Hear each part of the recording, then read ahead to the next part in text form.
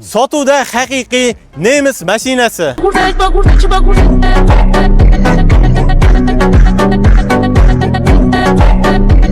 Ya'ni mana shu Mercedes Actros 2018-yilda ishlab chiqarilgan tegash 450 ot kuchiga ega, prinsipi 2019-yilda ishlab chiqarilgan Shimis prinsip 105 kubali mega yurgan masofasi 744 ming kilometr masofani bosib o'tgan avtomat korobkada, salonlarning ichki holatlari ham idealniy holatda turibdi. Mashinada retardo, gorni, hamma narsalari mavjud. Prinsipi ichlarini ham uslinni qilib qo'ygan ekan. Egalari 1 res oldi, hamma balolarni 100% almashtirib qo'ygan ekanlar. Endi mana shu furani narxini aytishda oldi akalar.